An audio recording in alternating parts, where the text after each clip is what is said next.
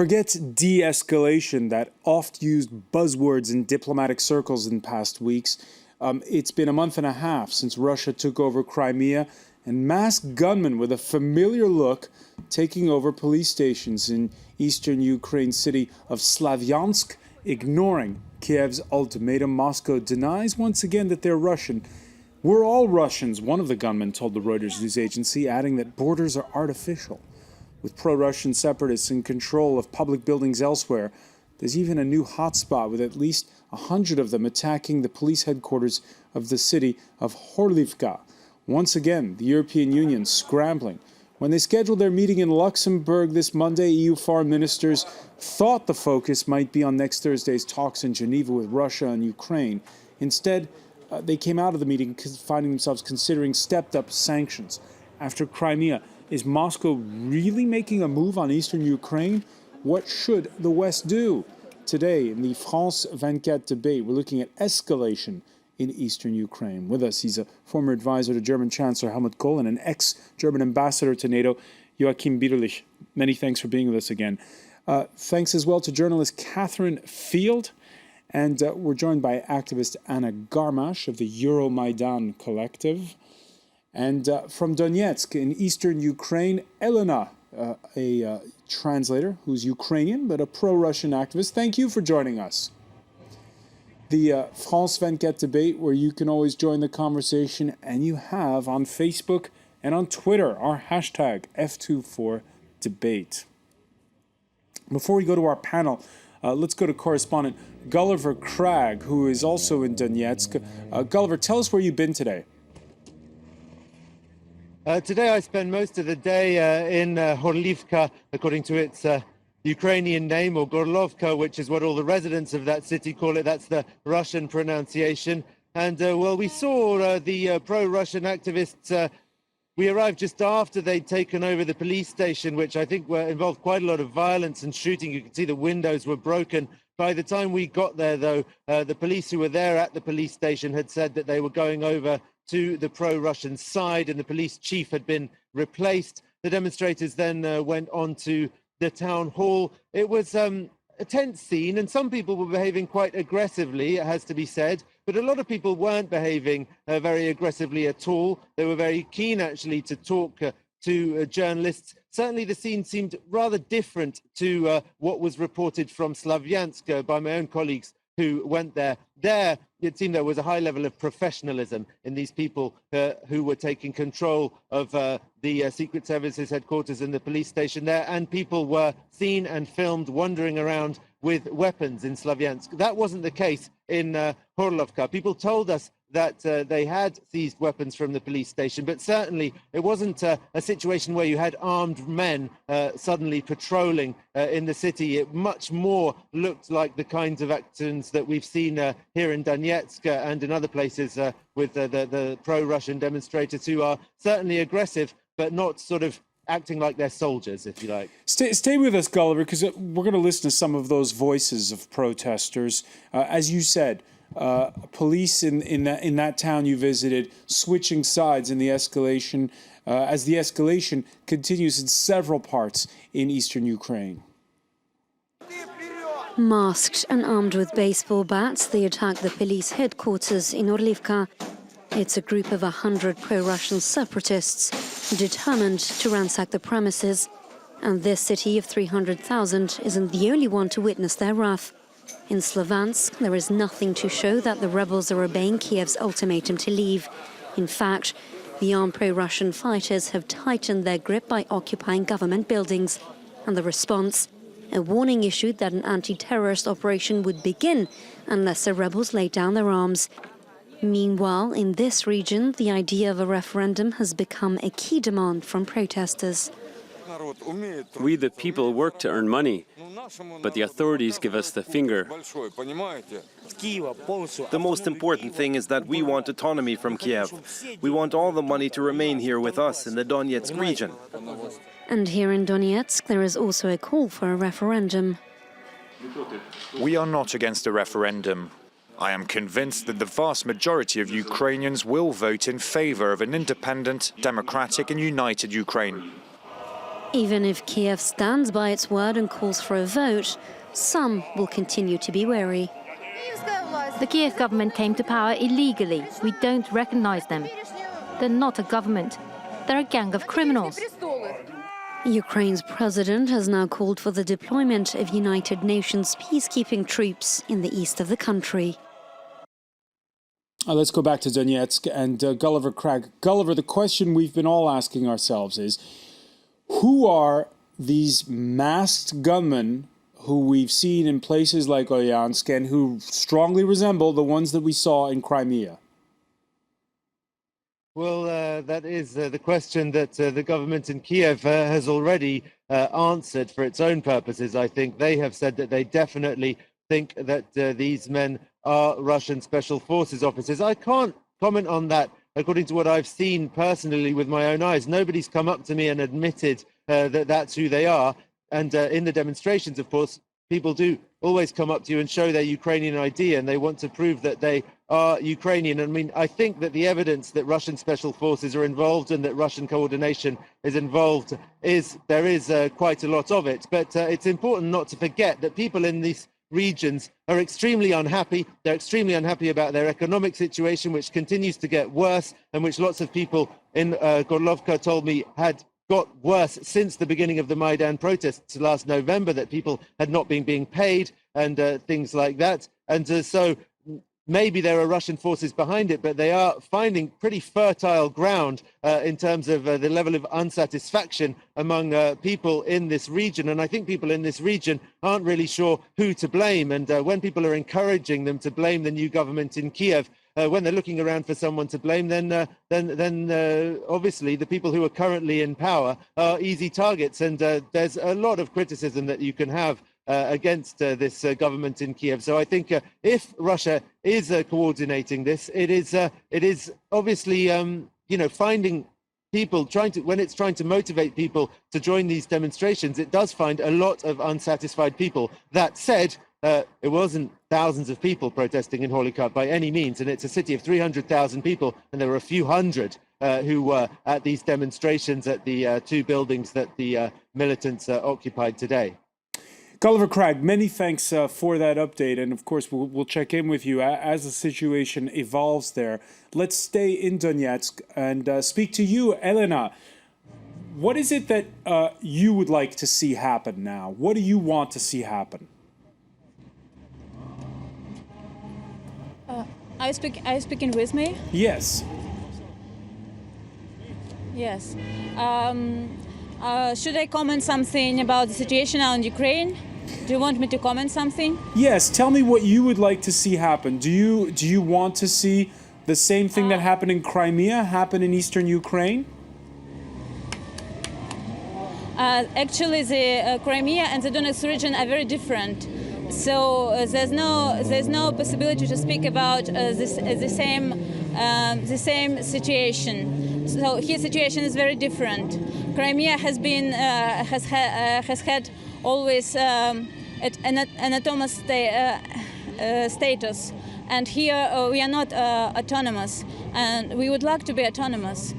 And I don't agree that Russians come here. The people say that Russian citizens come here to help. Russian citizens come here to organize something. This is not true, because I'm coming here since the first great manifestation, since the 1st of March. I don't belong to any political party, no social organization or anything. And I just joined this movement, spontaneous movement, persons that I have seen, thousands of persons that I have seen here, were not demonstrated on the Ukrainian channels. So people normally in this region, in this city and in this region don't know anything by the television. Persons who come here, they know they knew it by the internet.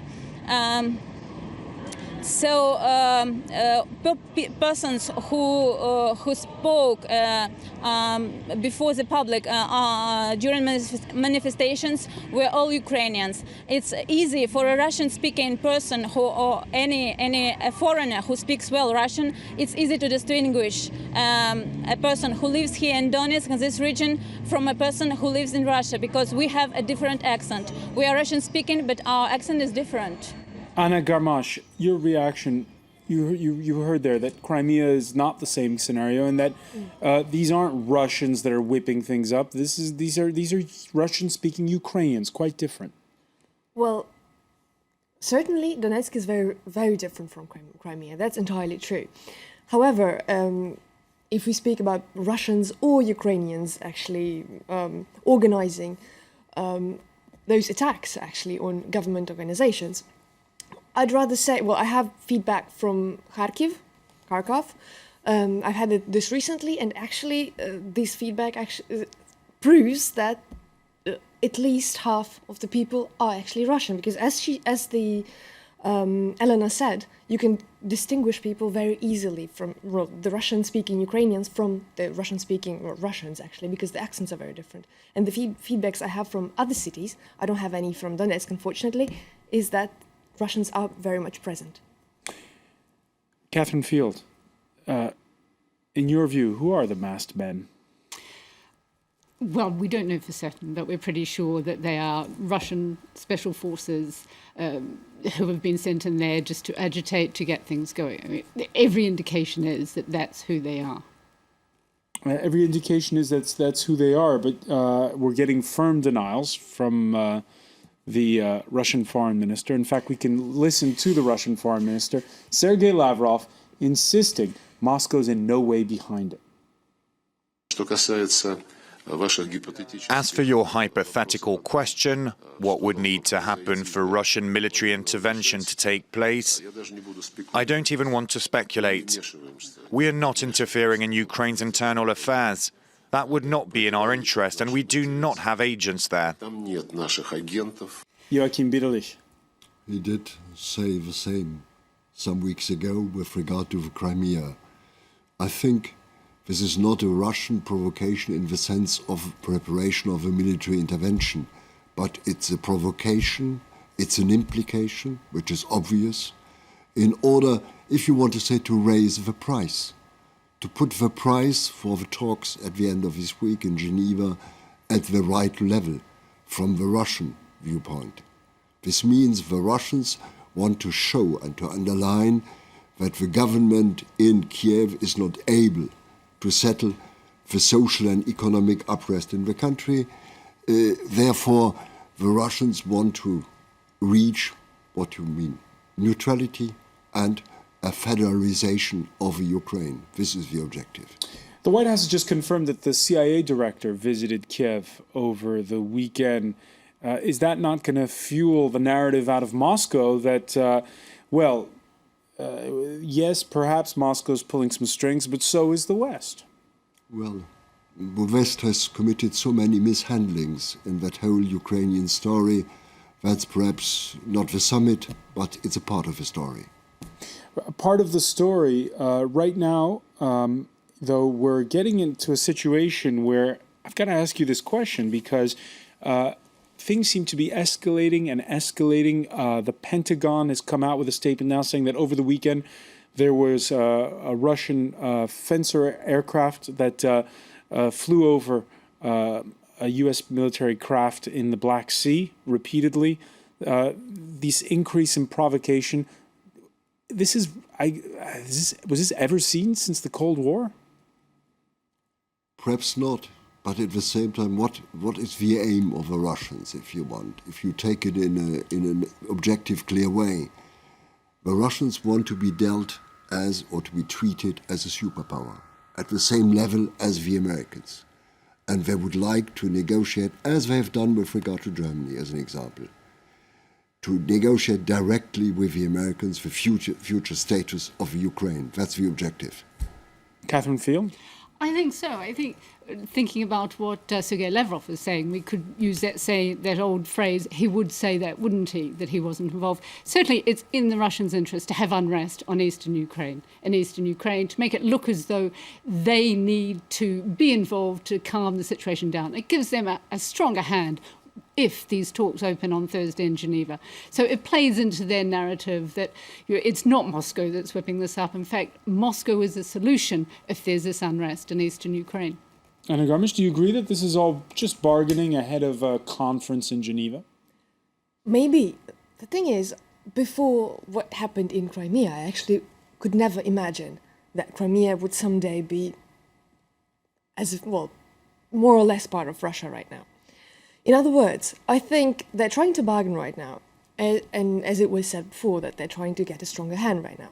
However, if they're not going to get, finally, what they're wishing for, I think they might go further, way further actually. They might try to repeat the same scenario in Donetsk as they did in Crimea. Elena, how would you feel about Russian troops coming into eastern Ukraine?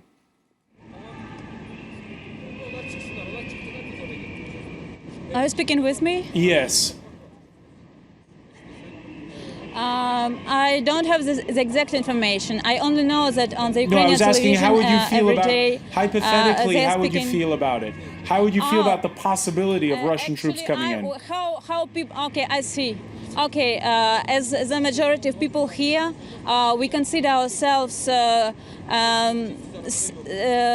half Russians because almost everybody here has one of the two parents Russian, so we are Russian speaking, and the majority of people here in the Donetsk region consider aggressive the Western Ukrainians and not the Russian, because at least the Russian won't prohibit our language, won't discriminate our language and our culture and our cultural identity and the vision of history.